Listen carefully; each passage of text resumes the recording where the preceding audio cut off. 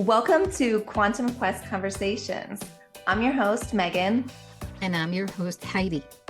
the podcast where curious conversations lead the way into awakening, growth, and infinite discovery.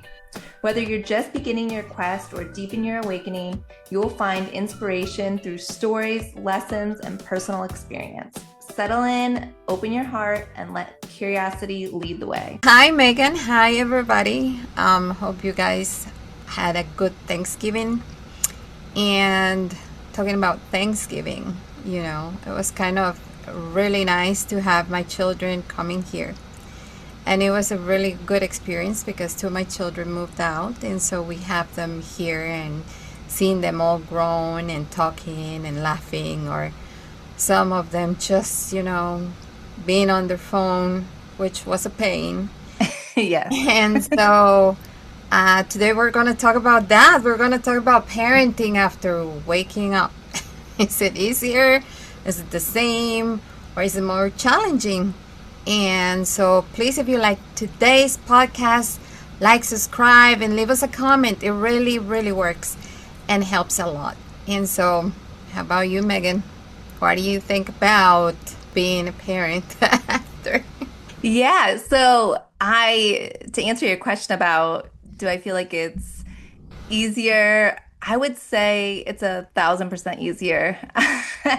So I feel like I look back how I was parenting before I had like a spiritual awakening and then how I parent now.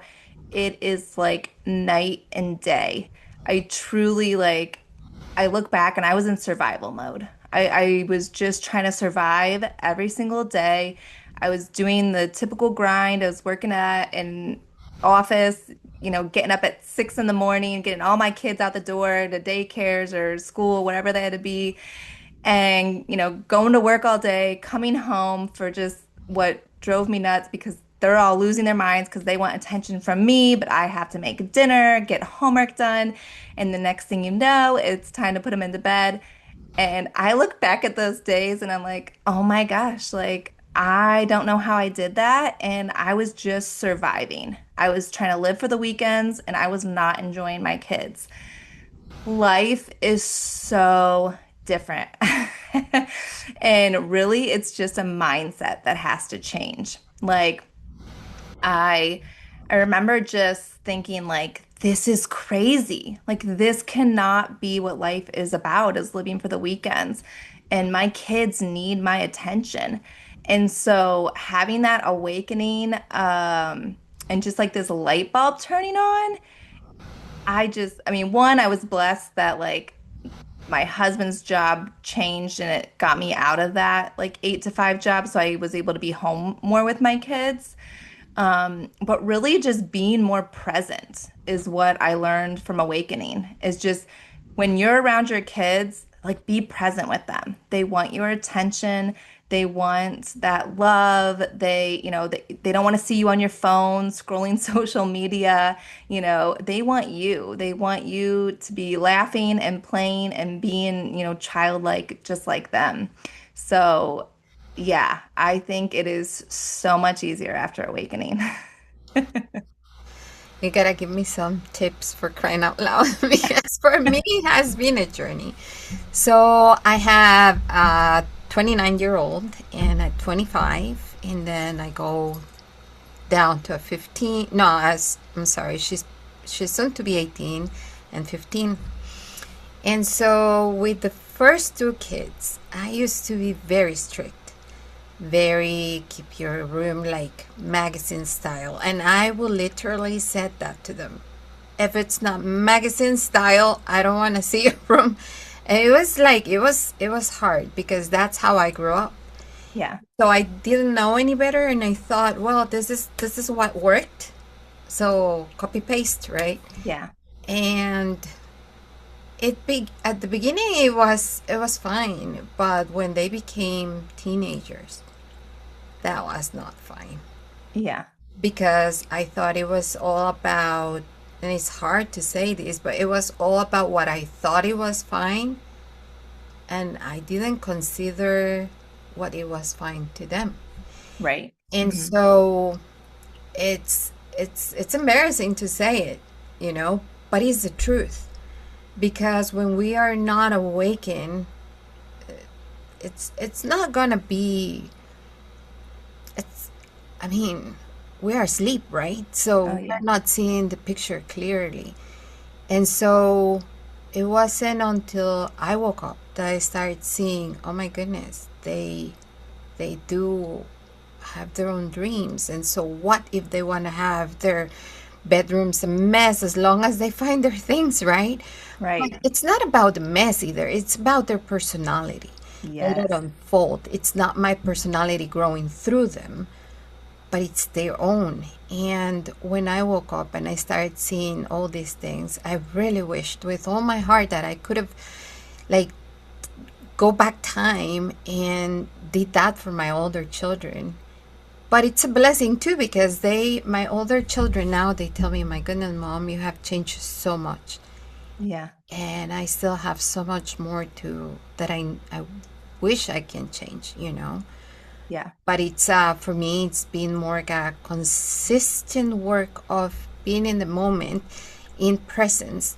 And I'm not gonna lie, even though I like to think of me as an awakened person, that doesn't take the fact that I'm still human at times, and Oh yeah. I do fail at times. And then as soon as I do it and I'm aware, I apologize to my children. I think apologizing is such a miss.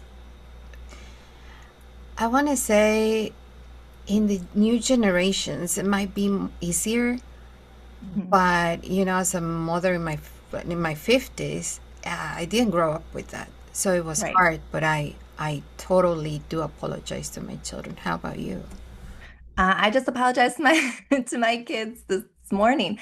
I and it's exactly what you said. It's like even though I feel like I'm awakened and I'm changed, like yeah, we still have these human moments where we aren't ourselves, but I think recognizing it. So I'm not gonna sit here and try to paint some perfect picture like I don't lose, my temper or something with my kids, but I did today. It snowed today, and the kids had a snow day, and they wanted to go outside and play, and I had to have said it like 1,000 times to take all their snow stuff off, and I had one child that did not care and stomped. I mean, you could just see like chunks of snow from his boots, like a trail going through the house, and he went the whole way upstairs, like to his bedroom, and there's just snow like trailing behind him.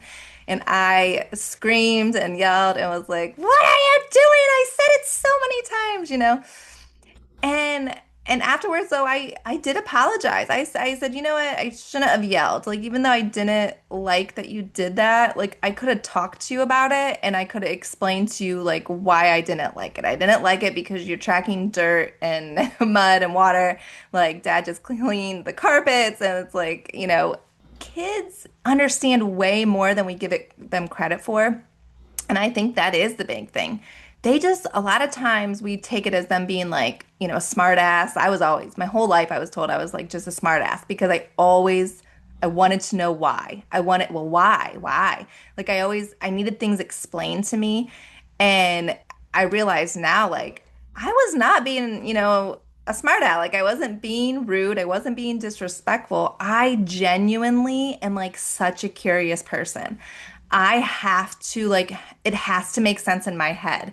And it's funny because I have a couple kids now that are the same way. So like my son who stomped through the house with his boots on, he didn't understand like why. To him, I was just grabbing something really quick. Like it doesn't make sense to him to take time to take his boots off because he wanted to go back outside. But I told him he had to brush his teeth. So to him, he's like, "Well, I'm just brushing my teeth and running back out. Who cares, if my boots are on or off." So, but we were able to talk it out. He shared his point of view why he didn't want to take time to take them off because he was going to go back out, and I explained to him why I didn't want him wearing it. And it was like, and we're hugging and embracing afterwards, and it ended beautifully.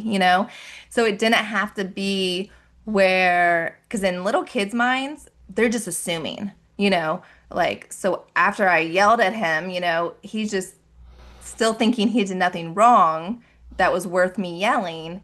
and he's just gonna like that's just gonna stick with him now, and they just carry that burden, and it's like that's not fair to them, they deserve for us to be mature and adults and talk things out and give explanations. um but yeah. Yeah. I don't think that being awakened means now you're perfect.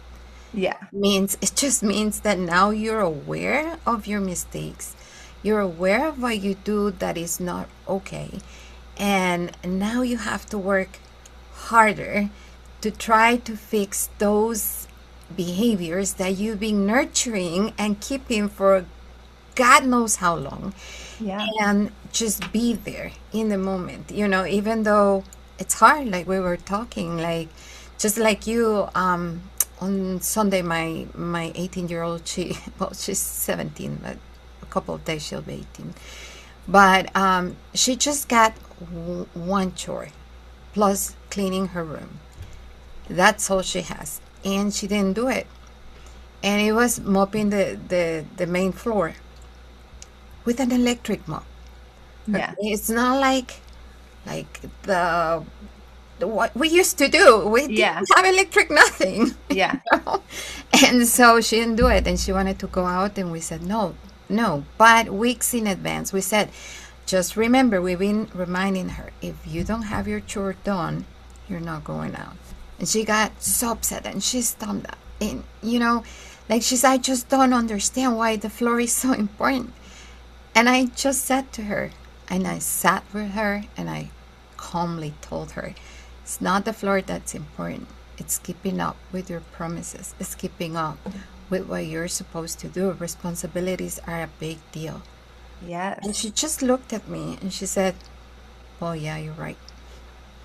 And and it's very especially with teenagers, it's so yeah, challenging. But yeah, being awakened does make you see things in a different light that you didn't before. And right, so I think it does make you be in the moment, realizing what's important and what's not important. Like I can tell you, like my older children sees my younger daughter's rooms, and they're like, man, mom has changed. I didn't allow stickers. I didn't allow like a lot of nails, only the ones approved.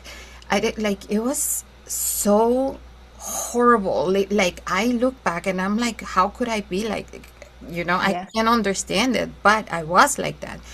Now my youngest daughter, she's got a whole Taylor Swift room with a flag on the ceiling with all these pictures and stuff. My other daughter too, she's got her own theme, and I'm happy that I got to see that. yeah. It's just walls. It is. It is. And that's the thing, like we have to embrace our kids' personality and realize that they are so different. And I think it goes way beyond than just like acknowledging it of like, well, I know my kids are all different, but it's like, no, but you have to take that step further of like, well, they're so different. Like we have to parent them differently. We have to really see them for who they are. Mm. And I think about like this actually was kind of like a very like a big awakening I had like with parenting is I have a son that like I think most people would think like, oh, that's your wild one, or that's one that's he's a lot to handle, or just little comments like that. And I'm not gonna act like I never did it. It was like, oh my gosh, he's doing this again, or like he's just wild, or whatever. And and he also would seem like very tough. It was always seemed like he was hurting somebody. And like, I mean, people labeled him as a bully, not at school or anything, but more just family or friends or something. But after this awakening, I realized with him is that it's like I slowed down. It was all me. Like his behavior really didn't change except for the fact that people stopped calling him these things because we saw who he really was.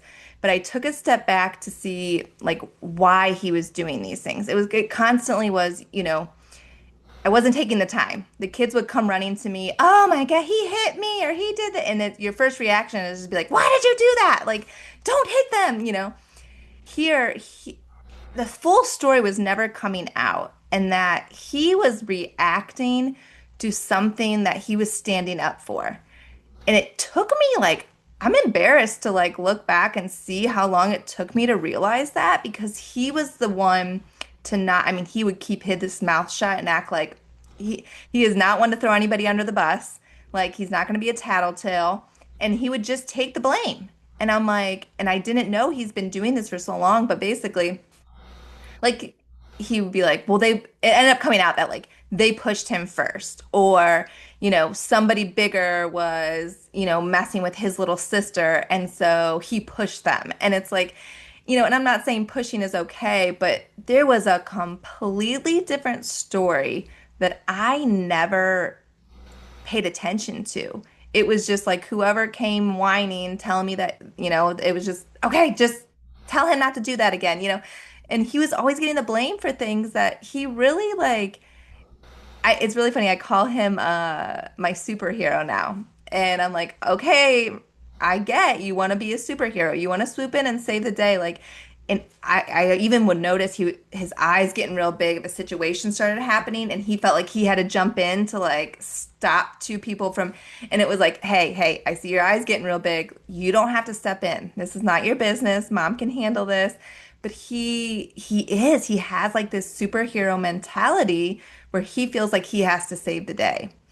And so, really, me slowing down, me being more observant, me like taking the time to really find out the real story and encourage him, give him a safe place to talk. Because basically, what it was is and it took a lot. It was like, well, you're not going to believe me anyways. Well, it doesn't matter. You're not going to believe me. And it was like, oh, I feel so bad that he thinks that I'm not going to believe him. And it's like, but because he got this label for so long, that he was some wild child, and it's like, oh wow, that's not him at all. Since this change, like me noticing, me taking the time to have these conversations with him being more comfortable to come talk to me, he's not, thinking he has to swoop in and be this superhero in every single situation. I'm telling you, life has like completely changed with this child. He's never gotten a bad report at school by any means. Um, he really is really good at school, but he now it's like these teachers are reaching out to me to tell me what an amazing child he is Yeah. and how he is like using his words, like he's using his voice to speak up for other kids. And it was like, wow, wow, wow, wow, what a change from literally just like a year ago of just thinking this is some wild, crazy boy that we can't tame, or oh, just boys being boys. And it was like, no, he was so misunderstood. None of us were taking the time to really hear him and see what was really happening. So that was my aha moment and really what made me like kind of just change my whole parenting style with all my kids. Yeah, for me, my aha moment was perhaps when my daughter got married and left the home, Hmm. and then my son followed. And because obviously, they were older, they wanted to experience, and my daughter was getting married, but the loneliness and missing them, that if th- that was awakening. And I'm so very grateful that I was able to have two more kids at home where I was ready to really see and fix the things that were not that they left because they were angry. No, we had a good relationship. It was just that I was apprehensive. Hmm. And but I truly loved them. I mean, we were always doing like cookies together and stuff, but the point is I was still apprehensive. And when they left, that that really gave me a moment to stop, think, and redirect. And I mean, I still have moments, like I was saying previously, where that can be challenging. You know, the thing that you find dirty dishes everywhere, or like, I mean, we're not gonna change 100%. You know, Yeah. we're still gonna have our quirks or things that, but it's so much less that my and that's why I'm so grateful I have a really good relationship with my older children. They come and tell me, Mom, you really are doing a good job. Because even Aw. my relationship with them too is just like my grandchildren come here and my daughter says, Man, I wish that could have been me when I was little because my grandchildren come and they make such a mess. I don't care. I don't flinch. I play with them. I get on the Yeah. floor with them. Like it's just what life is, you know. It's a matter of perspective, and being awakened gives you a beautiful perspective of life. And life is Oh, so it does. short, right? Yeah. It is. It just you're able to like tap into your kids like soul more and not just like see them I don't know, as this like human shell kind of thing. Like you really can zoom in and just see the beauty and something else I wanted to point out is that like our kids are here on this earth with us in this life because they chose us as parents and they are here to teach us lessons. Just as much as we think that we have to teach them as parents, they are here to teach us lessons as well. But when you've been awakened, like you can see that, like you can see that your kids are teaching you lessons. And when you pause and take the time to see, usually if they're butting heads with you, they're probably trying to teach you something, maybe patience, unconditional love. There's all kind of lessons that our kids bring to us, and I know that I I have learned a lot, especially the last 2 years in parenting. Like they are like masters. Yeah. That's something I think it's if you say that you're following the awakening path or your spirituality, mm, sometimes it's more like an expected thing, even for my children. That because I'm awakened, I should be doing this, and that. But reality is that we are human and Yeah. we're gonna fail, and it's okay. It's just a matter of fact of not continuously doing the same mistakes, or it's okay sometimes we're not gonna be understood by our children. I can speak for the perspective of teenagers, you can speak for the perspective of younger children. um, but sometimes we're not gonna be understood, and it's okay. As long as we are doing the things we're doing out of presence, out of the goodness of, I want to say of the goodness of our heart, but more than connected awareness. I feel like that's what's important. And if they don't understand it right now, it's fine. There's things that my mom used to do that I didn't like, but then as I grew up, I saw, okay, so she was right. And there are Yeah. things that they did, my parents did, that were not okay, and I see now, and that wasn't okay. So I just have to not repeat the same patterns, right? Because just as we are not perfect parents, our parents were not perfect themselves. And that's the beauty of being awakened, is that we can heal, at least start healing generational trauma, right? And we're just gonna be passing that through to our children, and they're gonna do a better job with their children. And hopefully, awakening, it's a contagious thing because you live it, you speak it, and you act upon it. Just kind of like what you were talking about.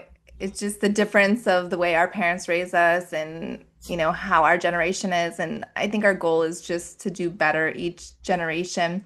But something I feel like I know I'm doing with my kids now more, like being awakened, is just the hugs and saying I love you all the time. And I don't know, it's really funny. Even watching like old school movies, like I'm like embarrassed or like I'll have to like turn it off. Like even watching like movies from like the 90s, it was so common for like them all just to make fun of each other. Like, just to tease and razz each other. And my kids, I have to like, okay, let's just turn this off because their reaction actually melts my heart because they are so shocked. Like, oh, why would someone say that? Like, oh my gosh, like, why would they say that like name to that person? And I'm thinking, okay, thank goodness, because that was the norm, me growing up. And I had a lot of brothers and sisters. I had nine brothers and sisters. And so it's like if you got made fun of by one person, I mean, it's like they all ganged up on you. And it was like the worst. Um, but I'm so glad like this generation is different. And, my kids, I'm not saying they don't tease each other, but it's not like how we were raised. I mean, it was brutal. Like the name calling and all that stuff. But I'm so happy when I hear my kids like call that out. Or even if I say something like silly or if I slip up and say, well, a cuss word, like my kids are so quick to be like, "Oh, Mom, you cannot say that." Like, and I'm like, "Yes, you're right. No, I apologize that I should have chosen, better words." Um, but they're so sweet and they're so innocent and they're teaching me every single day. Yeah, one thing's hard for me is when I say something like, yeah, I'm sorry. I promise that next time I'm not gonna get as upset if you leave dishes because they always leave dirty dishes. Well, one of my daughters, dirty dishes on the ledge of the second floor. And I just don't appreciate that, Yeah. honestly. And so um the following time I was like, what did I tell you about the dishes? I told you plenty of times, please just go downstairs, wash them. And my other daughter comes and she's, you remember, you can take that back. You promised you were gonna humbly say it. And I'm like, yeah, I have to stop and say yes, yes. And here I go, apologizing again. But I think that what we're teaching when we apologize is humbleness, Hmm. because just because we're parents and they see that we're flawed or that we are humble enough to accept that yes, we were not right, well, that teaches them something, hopefully. And they're gonna give that to their children because, man, parenting is tough. It is. Tough Mhm. because just what you mentioned, all your kids are different. So they have different needs, they have different likes, they have different attitudes, they have different reasons why they get upset or not. And you can't just not stop and compare. It's impossible. It's like I can't even compare myself to my husband, and he's the chosen one for me, right? But Yeah. I can't because he's so different from me, and I'm so different from him. Like, well, my children are not mini copies of myself, or it's just not. It's impossible. They do things I never dream of doing, or they're braver than I ever think I was going to be. And like you said, they teach us lessons, and it's beautiful because they become our teachers as well. And Yeah. so, yeah, just like your daughter, right? She stands there by the microphone and she starts pretending like she's podcasting. Yeah. That's something we never dreamed of doing. Oh, yeah. I Yeah. bet I bet that you're teaching her to be brave and expose yourself for something that has value and that is worth it. She sees that and she's gonna teach that to her children. It is. Yeah, I didn't think of it that way. But yeah, like I'm teaching them confidence and being like, Mhm. go up there, talk in front of that microphone, in front of the camera, something that I would have shied away with. It is. It's so interesting how different we are and like our kids are. And even with like food, which is really funny. I feel like I gotta bring this up just because I think it's a sore subject with like every parent of like trying to feed your kids and losing your mind because they don't appreciate the meal that you made. Like it's so frustrating. You have to make all these meals every single day. It never ends. But I think like I don't have a solution, so I'm just gonna say that before I keep going. But I guess like I do have advice of like I sometimes like let the arguments go, like let the fights kind of go, like acknowledge that they're all different because actually our eating habits are different. Like some people are meant to have like the 3 meals a day. Some kids are meant just to snack all day. Some kids when I have especially because I have such a big family and we'll have get-togethers. Like I have kids that are in routine and they need to eat food and it's gonna throw them off if they didn't eat. But then I have other kids that like do not care to eat because they're the excitement of, all their friends or cousins. And sometimes it's like, is it worth making them just sit there and force them? Like if they're telling you, like obviously I'm not saying to starve your kids or don't feed them or give them too much. Like obviously we have to be parents, we have to know what's best for our kids. But some of these arguments and battles that we have with our kids over food, I think they don't all have to happen. Like try to find a little bit more options, I guess. But also like I mean, this is a different topic I'm gonna bounce into, but I was just thinking like also when it comes to food, like if you're giving your kids like sugary food and then you're getting upset that they're bouncing off the wall and they're not sitting like some perfect angel, like start being aware of what you're feeding your kids because it also like processed food. If you're, oh, they only want to eat like chicken nuggets or something, like try to, you're try to get ones that aren't so processed. Try to make it as healthy as you can because our kids, I took also like awakening.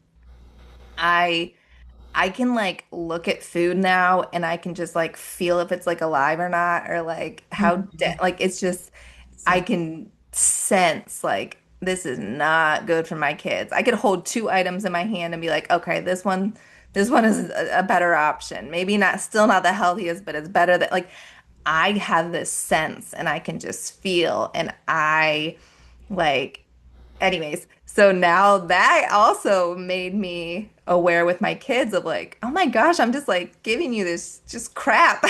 Like it is not energizing you like in a healthy way. You're crashing like it's that is another thing. Like some of them sometimes they come home from school and just completely crash. They were just burnt out and it's like, to make sure that they're eating healthy. Like I think there's just so many factors of why kids throw fits. And and again, it goes back with different personalities. Some people can be hangry, they didn't get enough food because they're a snacker type of person and they needed to have more, meals. Um, just I think to be aware of that and to give your kids words for it because they have no idea. But sometimes I tell my kids like, "Hey, okay, let's tune into our bodies. Like, do you think you're really sick right now? Do you think it's like a feeling that's just stuck in your tummy? Do you think you're hungry? Like, what is your body telling you?" And and now it's fun. Like my one daughter, will be like, she's like me. We get very hangry. If we don't eat, we need to snack on something. But she will like rage, like get very upset. And she's able to recognize now, like, oh, I was just hungry and I just yelled at all of you.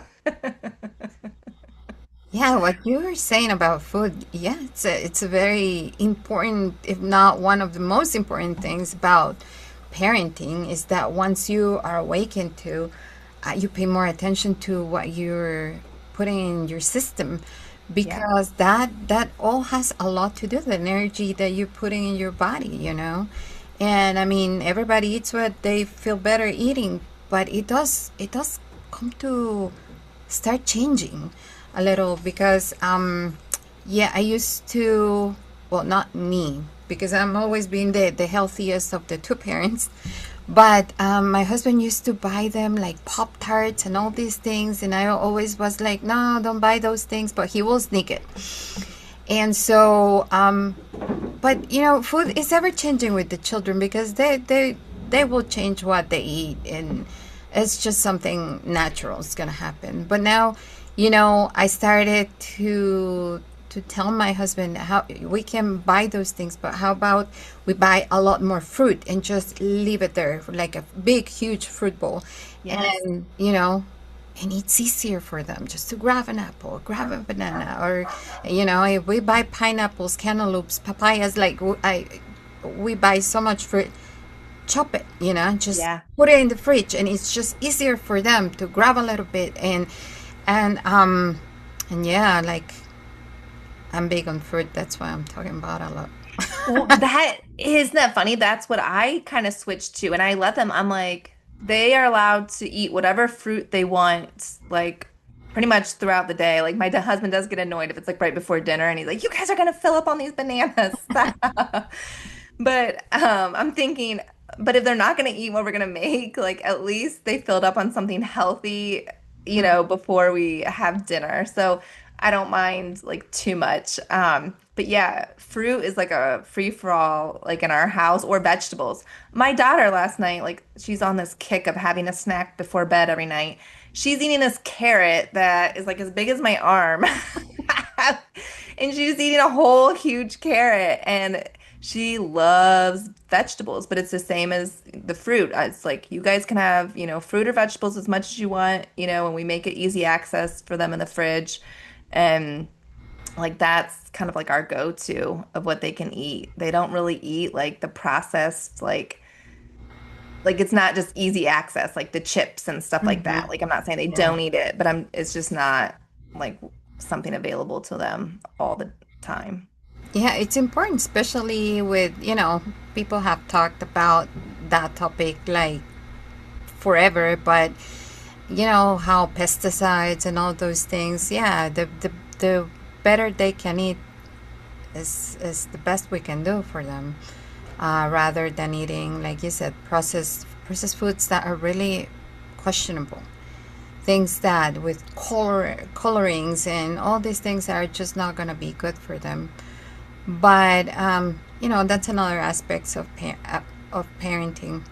But another aspect of parenting could be, like you're saying, like, be with them, sit with them when eat together, have conversations.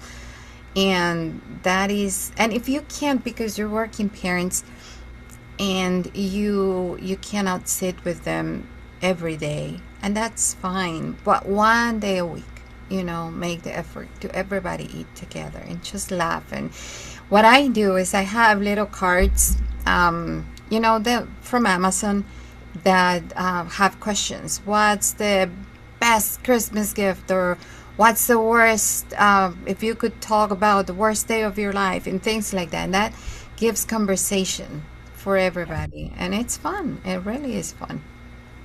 Yeah. Yeah, that's a good idea. And um it is. I feel like my daughter, she is like again, they all have different personalities. Where like, my son comes home from school, he would want like a hug and embrace me and like kind of tell me about his day. Where my daughter, she is still had like she's like I was just stuck in this school and I need to let this energy out and she's just like gone. Like she just wants to play, run around, get that energy out. So with her, I've noticed like the best time to talk to her and really like hear like because kids come home from school, what's you first want to be like, oh, how was your day? And you just get a good and then sometimes it's frustrating, like why aren't you saying more? But like they don't want to talk about their day when they have just been there all day. Like they want to be kids. They want to run free and play.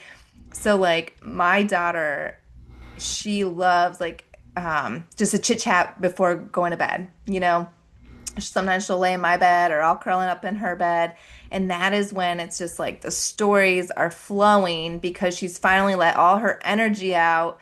But then, still a little bit of doesn't want to go to bed quite yet, so let me see how many stories I can tell mom. But sometimes you have to figure out what your style of your kid is and like when they're ready to talk, it's all different times of day. Now my son I have a son that he's an early bird. Like he's the first person up at like 6 every morning.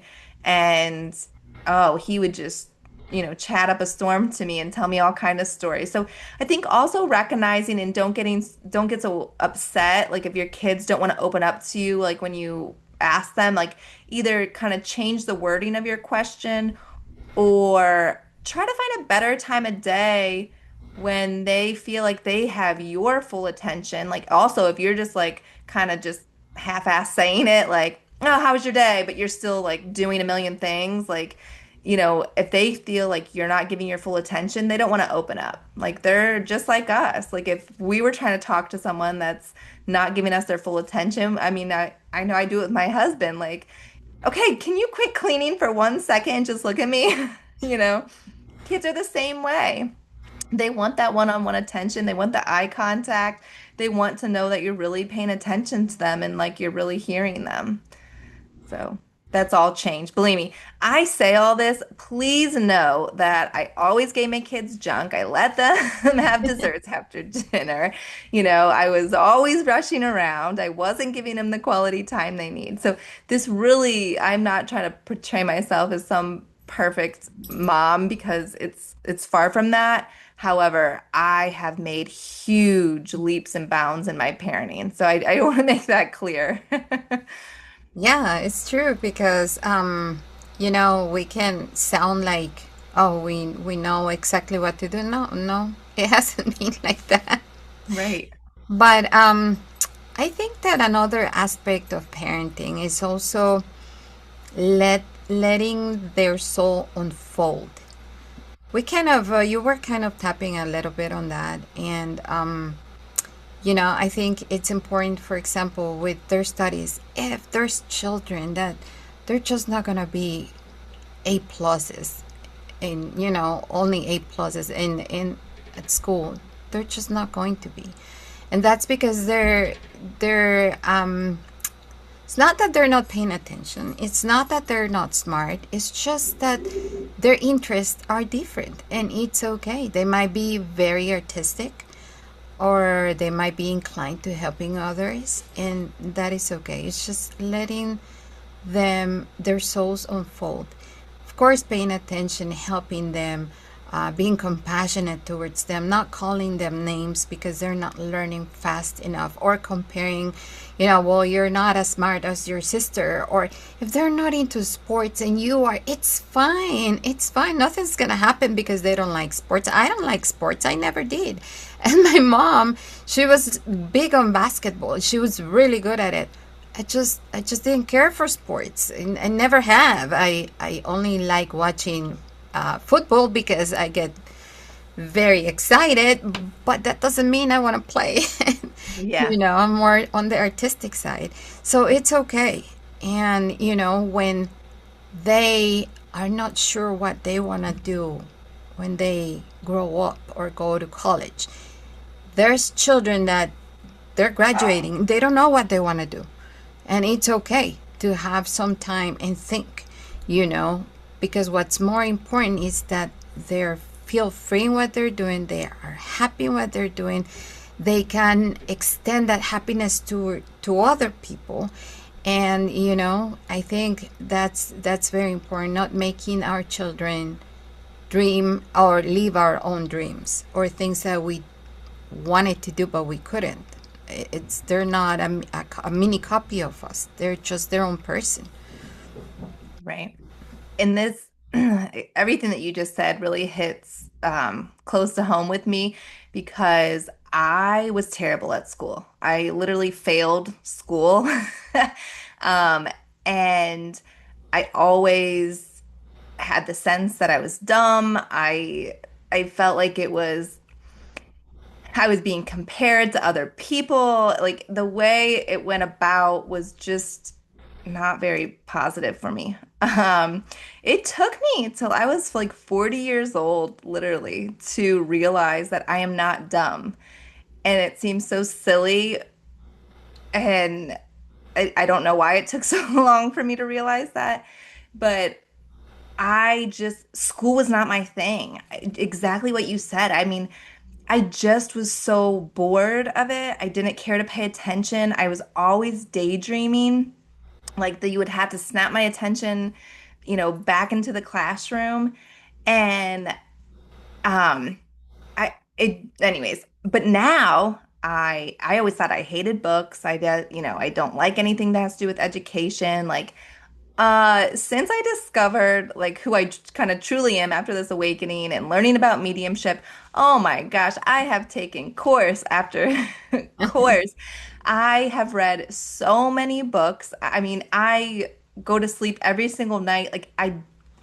If I watch a movie or I don't watch, TV, I really might watch a movie with my family once in a blue moon, but otherwise, like I'm like reading books every night. It's like, who is this person? Who is? I love being educated. I cannot get enough of soaking up information, but it's information that I care about. It's information that intrigues me, that I'm curious about, that I want to learn more. And something else I learned after like awakening is that like I I really am smart in a way, like I can soak up energy or I can soak up knowledge. Like if I want to learn a topic, like I can learn it. I can learn it like so fast, like overnight. I will just immerse myself in it.